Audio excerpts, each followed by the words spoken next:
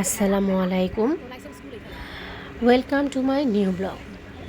আজকে আমরা চলে এসেছি লাইসিয়াম ইন্টারন্যাশনাল স্কুলে। এটি ঠিক লালমিয়াটিয়া মহিলা কলেজের সাথেই। তো এখানে একটি কনফারেন্স হল আছে। এখানে এই হলে মাঝে মাঝে ছোট পরিসরে মেলা বসে। এর আগে কখনোই আমার এই মেলাতে যাওয়া হয়নি। আমি আসলে এই মেলার উদ্দেশ্যে এখানে আসিনি, এখানে একটু ঘুরতে এসেছিলাম।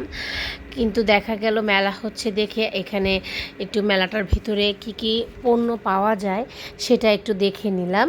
বেশিরভাগ সময়ই এখানে দেখা গেল যে ইয়াররিংস, তারপরে বিভিন্ন লেডিস অ্যাক্সেসরিজ আছে।